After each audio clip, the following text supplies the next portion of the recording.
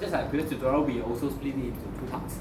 We have the first part, which is more focused on the second law theory part, and then the second part, which is on entropy. So I will look at the first part. I'll choose probably two questions here, then the entropy one question, then yeah, that's probably about all the time that we have for this. Okay, so here we look at problem 4 first. Problem 4 is actually a more long. Yeah,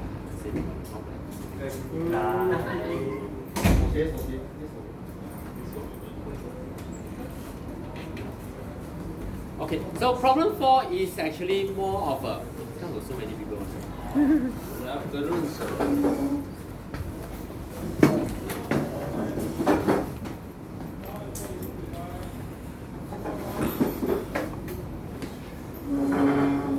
Okay, so this is actually a more zoom in version of refrigerator. So in here we have a quick look here, which means what I want to say is this will be a more simplified version.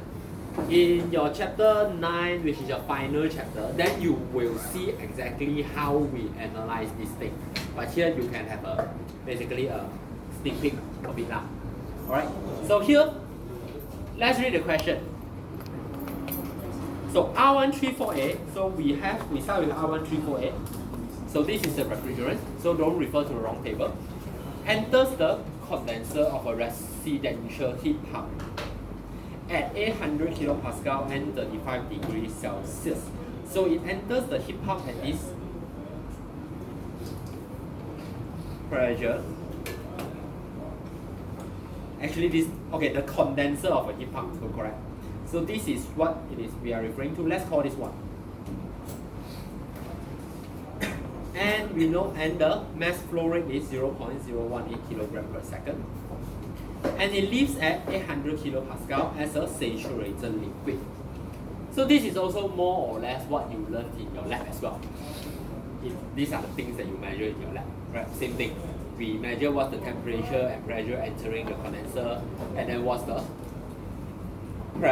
pressure leaving the condenser. And of course in the lab you measure temperature as well. Here we just tell you that this is a saturated liquid. So theoretically, most of the time this is the case that we assume. Again, you will learn this in the final chapter. So if the compressor consumes 1.2 kilowatt of power, so this is 1.2 kilowatt. So let's call this 2 to make things easier for us. You need to determine the COP of the heat pump and also the rate of heat absorption from the outside air. So there are two things that you need to determine here.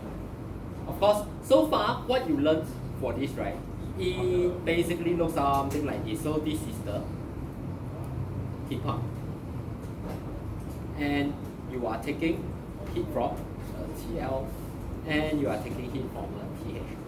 Right, so this is actually what you learned so far.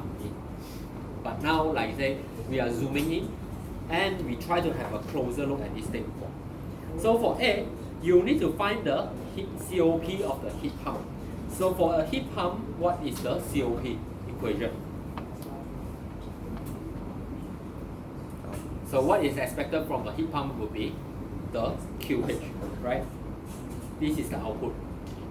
While the input that you are putting in will be work in.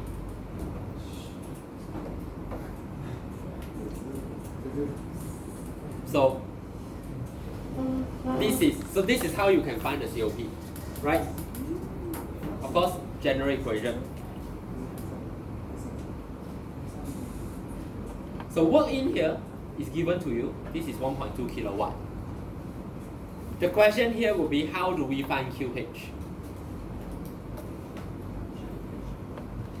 So how do we find QH?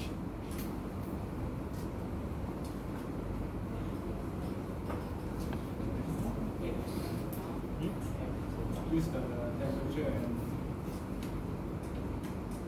T over T equals to Q over Q relation. Okay, so even if you use that, you don't have any information. You don't have QL here, you don't have QH here, you don't have TH, you also don't have TL. And also that relation is only for reverse Carnot cycle or reversible process. So if the question doesn't really mention anything related to that, you actually cannot use that. So anyway, yeah, all four of them are unknowns here, so you cannot use those. You don't have enough information. Why? Because you learned this in the lab. Yeah, actually I was gonna say that. So the easiest way, the fastest way here is, yeah, you learn this in the lab. The energy change here is just the enthalpy, which is this one, right? M dot. You can write H1 minus H2, H2 minus H1 doesn't matter. But of course, one will give you negative value, one will give you positive value. But here we know that QH is an out. We just keep everything as positive. So in general, in a cycle, you will know clearly which one is positive, which one is negative, because the same thing won't work the other way around. So mostly we'll just keep it as a positive value. So this is a H1 minus H2. Now the real reason why this is just M1, why this is just a change in the enthalpy, is this. What is this thing? This is a condenser, right? So what system is a condenser?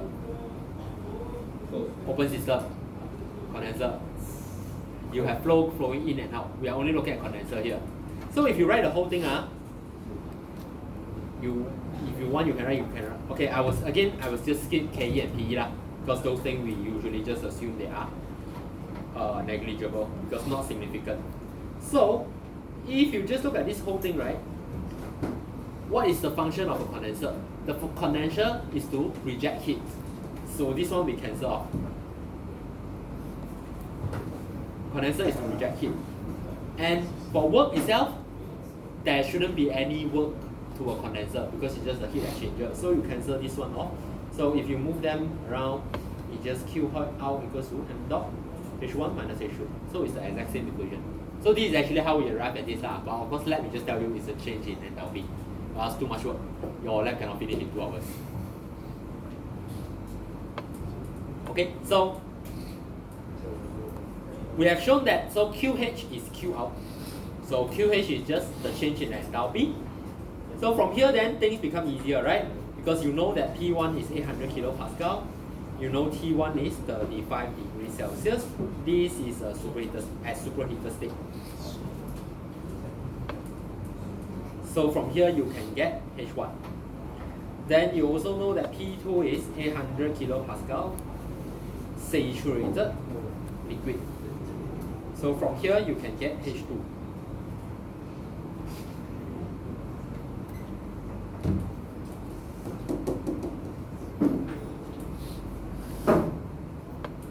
Maybe zoom a bit more. Is it just me or does it look a bit low res today? Can complain on that. They changed the setting or something.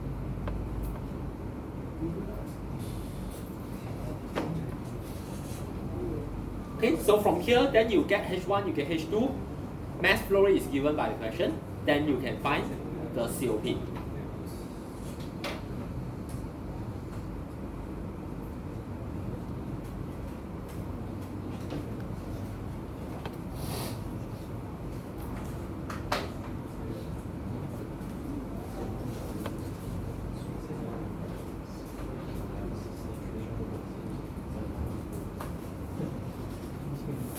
So P is the rate of heat absorption.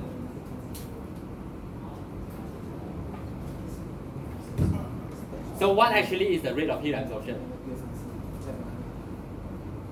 Power. Or power? Sorry. I mean, it is power, not wrong. But.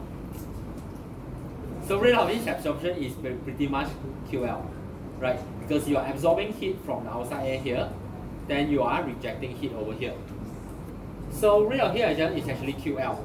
And so here, very straightforward lah. We know that energy in general equals to energy out. So QL plus work in is equals to QH. So you have the value for both Q in and QH. Then from here you can get QL.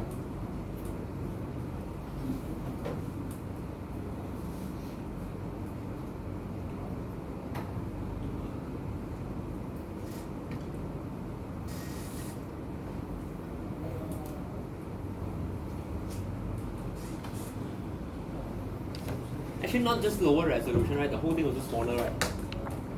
Usually it's bigger, right? Well, I noticed I wrote very big here, but then it looks very small. Right?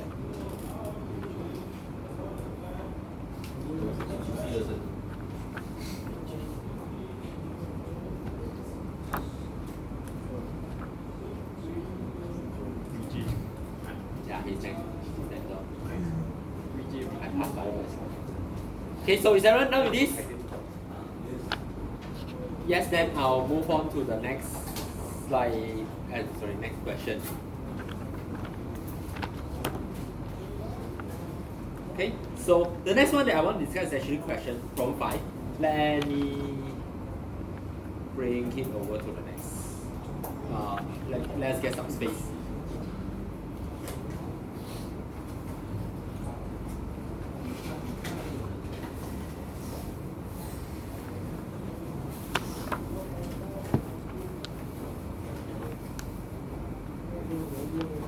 Okay, this one is sort of interesting question because we have two things here. So let's just read the question first. A Carnot heat engine receives heat from a reservoir at 900 degrees Celsius at a rate of 800 kilojoule per minute and rejects the waste heat to the ambient air at 27 degrees Celsius. The entire work output of the heat engine is used to drive a refrigerator that removes heat from the refrigerator space at -5 degrees Celsius and transfers it to the same ambient air at 27 degrees Celsius. So in this case, you have both heat engine as well as refrigerator. So let's draw the second law diagram here first and see how it looks like. Alright, so this Carnot heat engine. Now Carnot heat engine is a key term because the moment the question says Carnot heat engine, you know that this is a Carnot heat engine. Like it runs on the Carnot cycle, the most ideal cycle. So it takes in heat from, so the TH here in this case is 900 degrees Celsius. It's too small, let's make it bigger.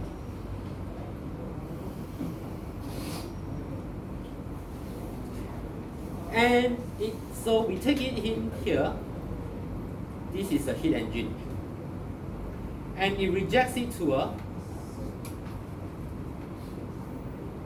27 degrees Celsius.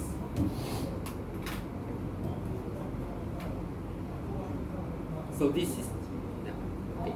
Then the work net output. So let's call this, so this work net out. And here, this is QH, 800 kilojoule per minute. So this entire work net output will go to a refrigerator, which removes heat from a refrigerator space at -5 degrees Celsius and transfer it to the same ambient air. Okay. So here I will use the blue one to represent the refrigerator, but of course in the exam you cannot really do this, so maybe you define it properly, like this. So let's say here I just say that this is for the heat engine, the other one is for the refrigerator. Okay, so meaning here you also have technically speaking a heat engine here. And here this is QL.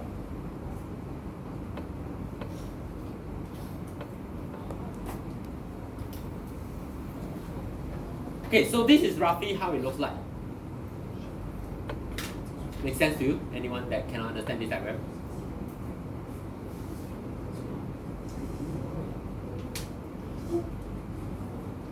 Okay, so now, this diagram also represents what I told you in the class, whereby I said I don't actually like to use the term QL and QH because you can see here, the QL and the QH for heat engine and also refrigerator don't have the same meaning. Because for the refrigerator, QL is actually Q in, while QH is Q out. For the heat engine, QH is Q in, while the QL is Q out. Because the H and L basically only refers to where is the high temperature and where the low temperature is. and which in this case they are the opposite of each other. Okay, but yeah, you just need to remember that's the definition for high and low. So don't confuse between in and out. The direction you need to be clear on your own. Alright, so this is roughly how the whole process looks like. Then we look at the question.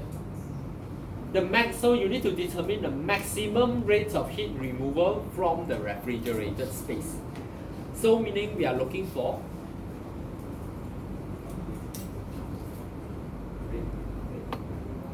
QL maximum. Okay, let's call it max. This is what we are looking for.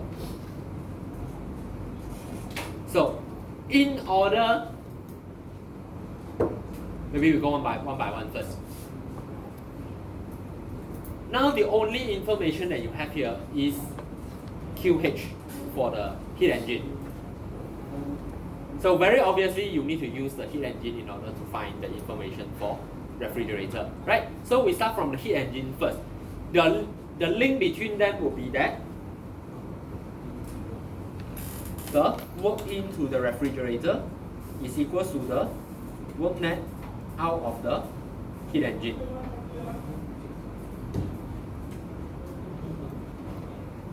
Right, so meaning the first step that you should do is to find out what is the work net out. So what else do we know about the heat engine?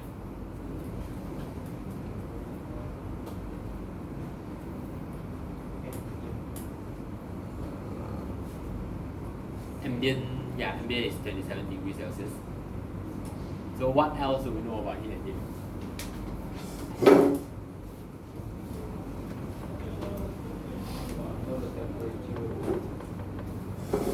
One more, like I said, keyword, the very first sentence.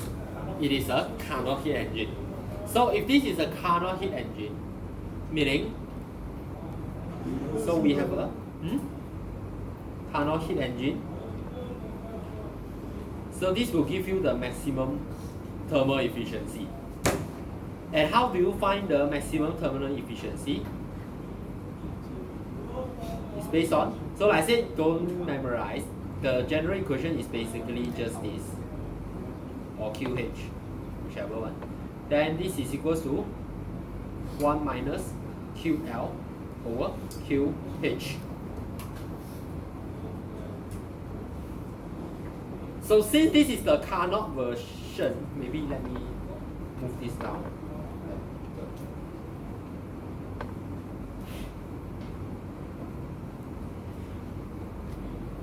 Since this is the Carnot heat engine, we also know that, then you can use QH over QL equals to TH over TL, or the other way around.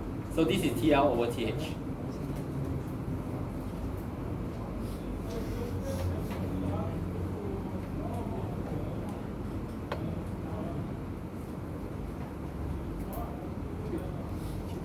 So here you sub in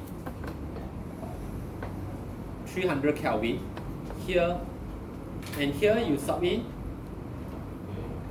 1173 Kelvin.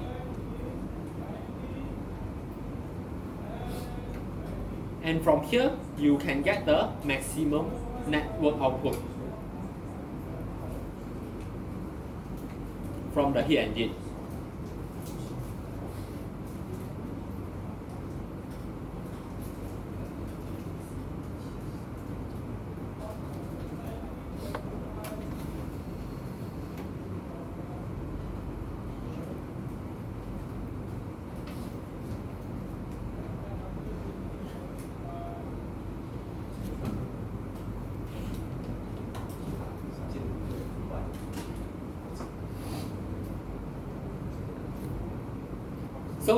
So one more thing that I didn't mention. So from the question, the answer, you can see that I actually leave the answer in terms of kilojoule per minute. So like, usually we will convert the unit to unit SI or whatever, right? Now, if the question doesn't really mention anything about what kind of unit you need it to be, and also like in this case, you actually only have one unit to deal with, which is kilojoule per minute. Because other than that, we didn't give you other value. So in this case, you can actually just maintain it as kilojoule per minute. Don't need to waste too much time in converting. Of course, if your question have two or three different type of unit, then you still need to convert them to one same one anyway. Then of course then you convert it to kilowatt or kilojoule per second. But otherwise, in this case, you only have 1 kilojoule per minute. It's okay for you to just leave it in kilojoule per minute. Easier to calculate also. Okay, so far everyone can understand what we are doing here.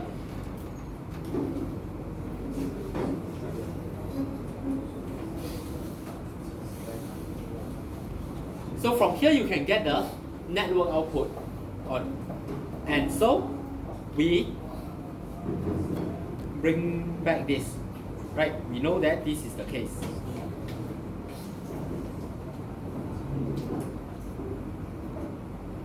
So now how do we relate QL with work in this case? So again, we know that COP of a refrigerator is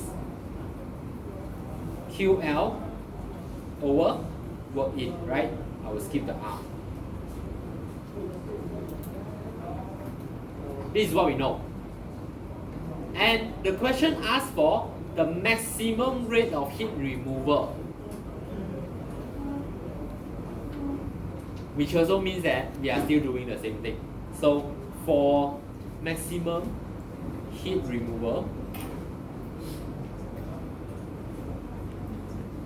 the R must be the reversible Carnot cycle R.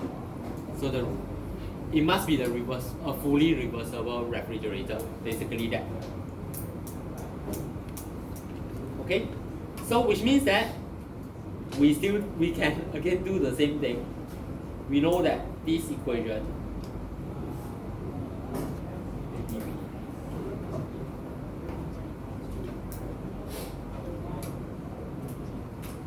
so there is a version here which I forgot what it is. QH over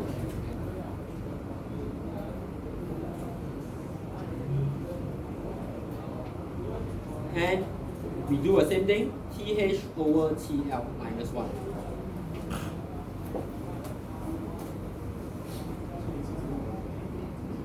So again, this time you need to be careful. TH in this case will be 300 Kelvin, while your TL will be 268.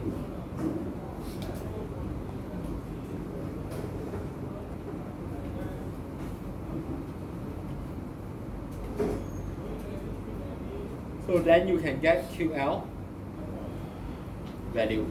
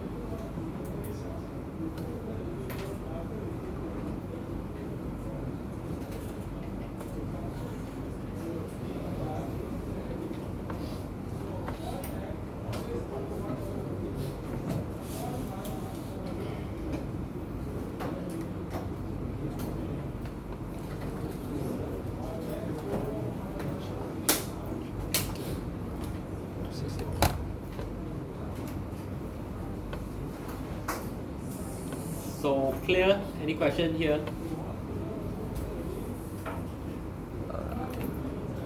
If not, then we can quickly finish up part B. So part B essentially asks for the total heat rejection. So what we are looking for is actually QLHE plus QHR.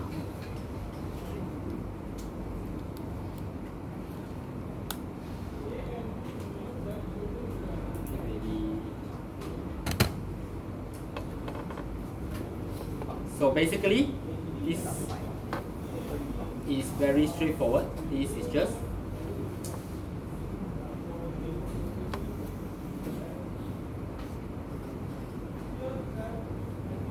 QHE minus, work that out.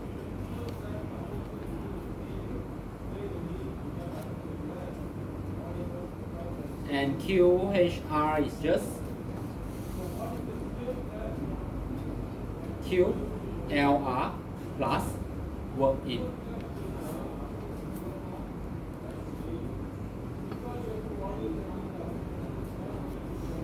So that's all. So this way you can find how much total heat is being rejected to the ambient air as asked by the question.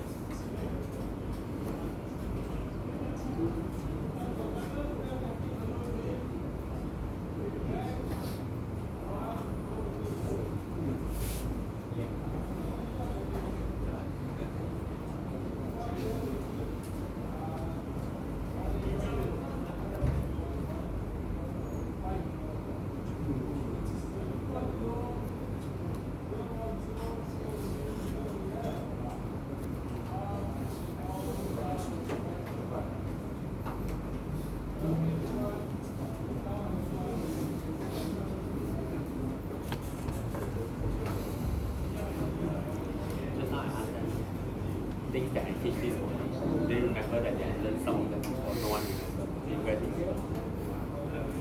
Not that much. The things that we learned today or Today, like this morning. we learned entropy. But a lot of new terms.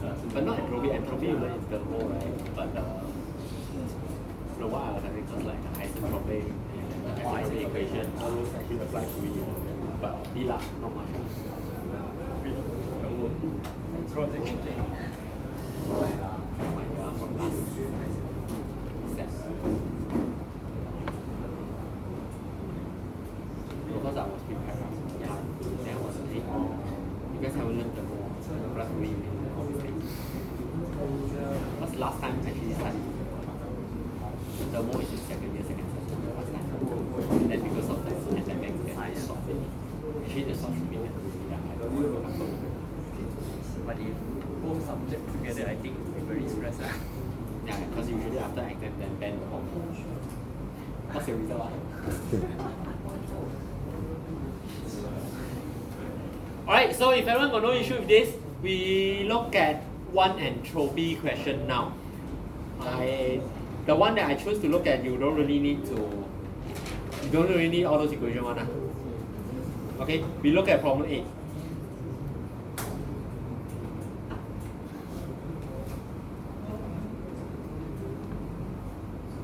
So once again, we are looking at R134A here. So like I said again, always whenever you are solving this type of question, always determine whether what kind of question you are looking at first, and also what substance that you are dealing with. So here, the diagram is, I didn't think the diagram, but the diagram is here. So the diagram here actually also shows that it is a piston cylinder device. So what we have here is a piston cylinder device, which also means that this is a closed system. And we are dealing with R134A. So we need to be clear what you're dealing with here. Okay, maybe we draw a bit, whatever it is, actually not too important now.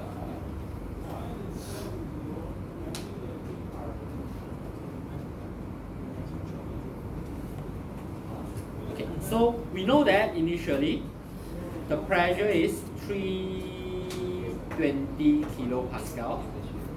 The temperature is 40 degrees Celsius. So it undergoes an isothermal process in a closed system until its quality is 45%. So we know that X2 is 0.45.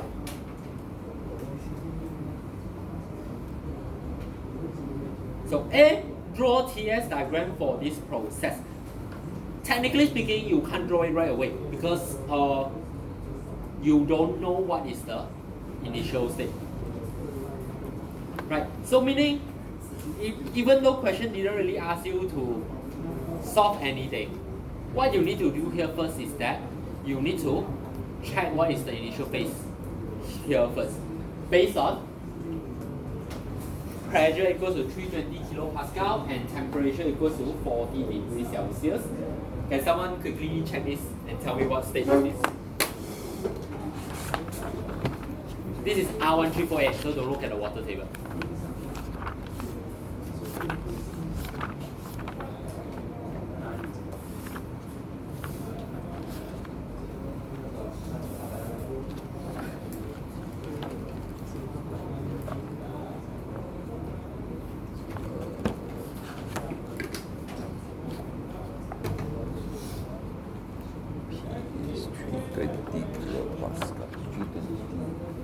Kilopascals in megapascals is 0.32 megapascal. 320 kilopascals in megapascal. Yeah, it's 0.32 megapascal. 32. Is it? You both together. See which one you can understand better. Well, better. Oh.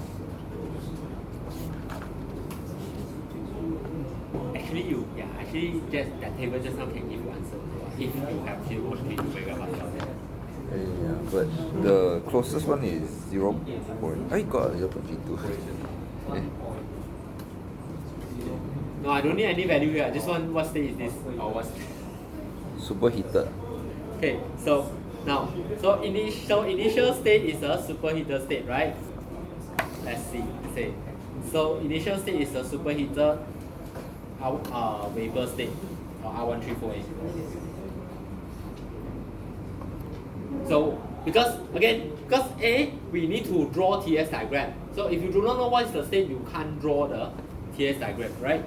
So when you are drawing water and R1348, don't forget the saturated line.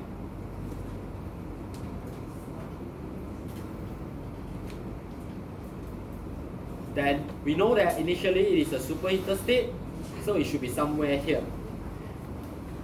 And you know that final state is 45% quality, so which means that actually, yeah, it will end as a mixture, so it is this way. So the diagram will go this way. So even though, okay, my line is not very straight, but it should be a horizontal straight line now to the left, because this is an isothermal process. Temperature doesn't change. Alright, so even though question doesn't really say anything about what process is taking place here, more or less you should know that this is a cooling process.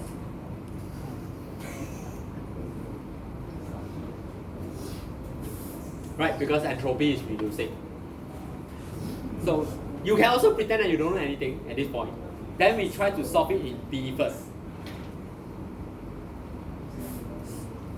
So this is your A. So B, on per unit basis, determine how much work and heat transfer are required. So you need to determine both the work and heat that occurs in this state, right? So this is a closed system. Easiest way, you start with Q minus W equals to, okay, sorry, the small letter version, because you are looking for in terms of per unit basis. Delta Q. So U2 minus U1.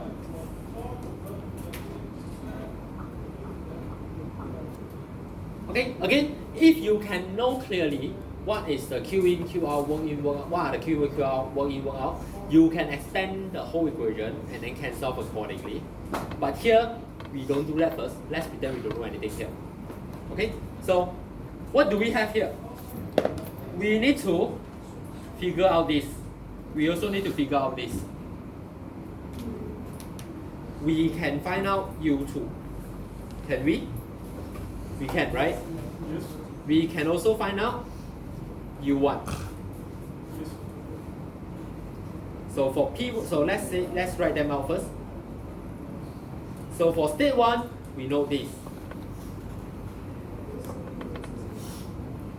So based on this, just now you have also determined for me this is a superheated vapor or superheated R1348, superheated refrigerant. So from the superheated table, you can get U1.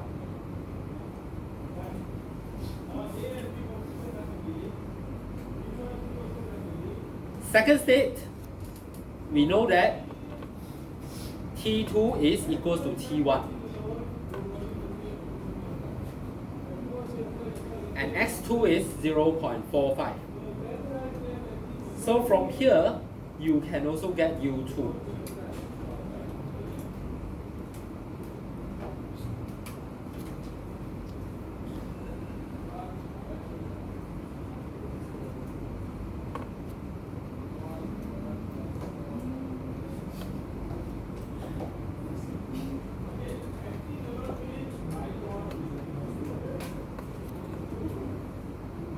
Or maybe I'll get that.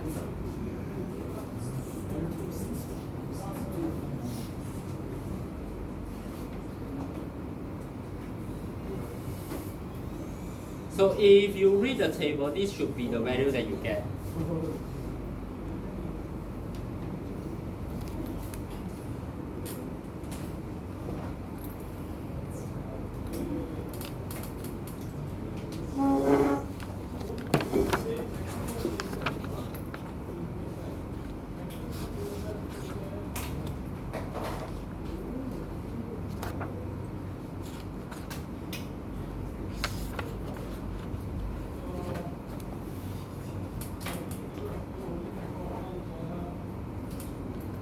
Okay, now, so for most of you, I will expect you to at least be able to reach this point now.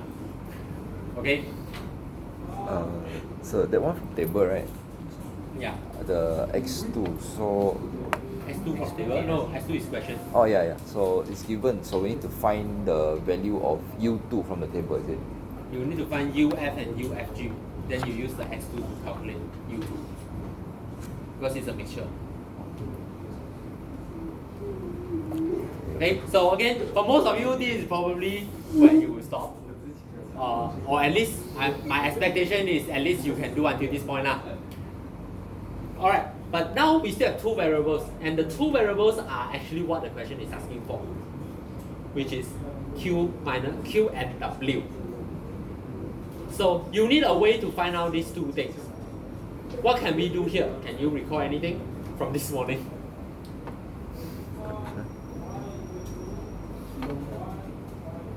What is the area under the graph of the TS diagram represent? Oh, heat. It's heat transfer, right? Yeah. So meaning, you can actually find Q in this case. And since this is an isothermal process, actually it doesn't matter. But yeah, so here, this area under the graph would be the Q. So again, we still pretend that we don't know which direction this Q is going first. So this should be S2 minus S1. Multiply by T1 or 2, doesn't matter. T0, maybe we call it.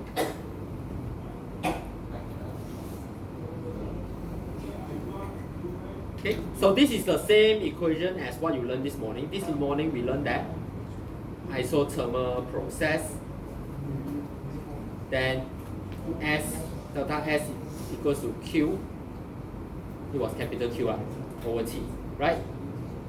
So same thing here.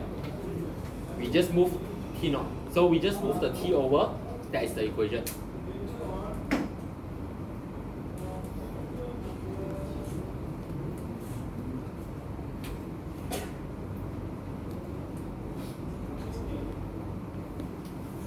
So which means we still need to find two more things from the table. You need to find out what is S1. You need to find out what is S2.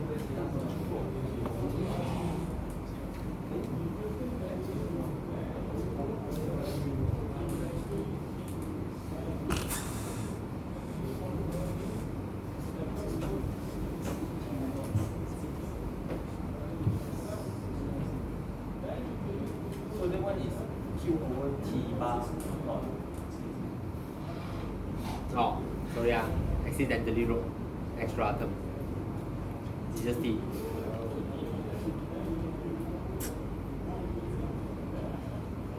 Okay, so just from this diagram, you don't actually need to, you don't even actually need to check the table to know this.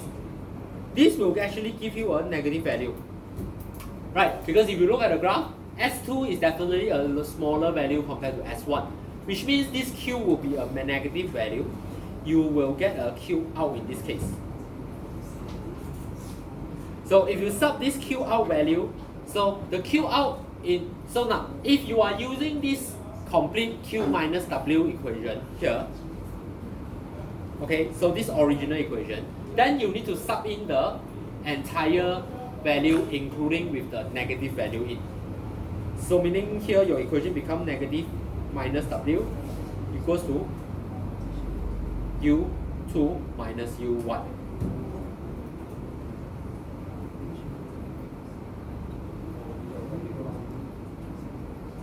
Something like that. So when you solve this, the work value will give you a positive value, which represent that this is a work out equation, work out term. And again, like I told you, if your equation only have one Q, one W, it definitely will be one in, one out. You cannot be both in or both out for a closed system. Okay, so they will always be the opposite of each other. Sorry, then this will be both in. What am I saying? Which means this will be a negative value also. Yes.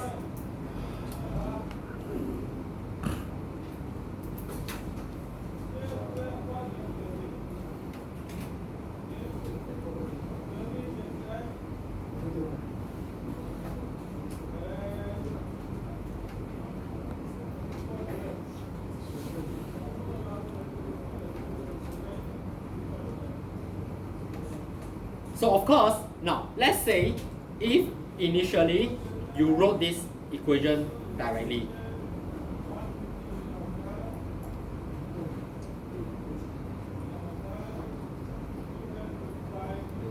okay, so let's say if this is what you wrote initially, and then you speculate.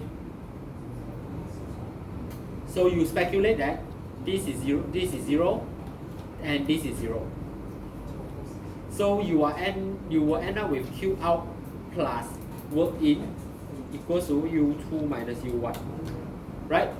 So if you write this equation, right, then this Q value, when you sub in here, you should sub in the positive value because the negative here is already here. And then your work in, you should get a positive value because of that. So these just two things. So this one is you define the direction right from the start. This, when you use this, is when you don't know what is the direction. If the bottom one confuses you, then forget about it, use it. Then follow the standard convention.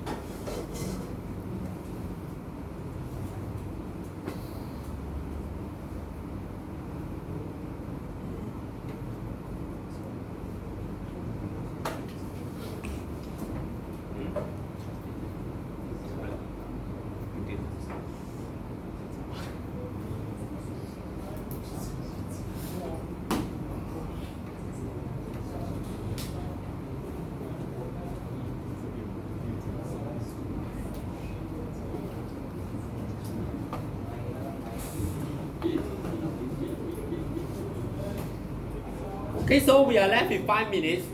This is where I will stop. Do you have any questions that you want to ask about this? Any part that you don't understand?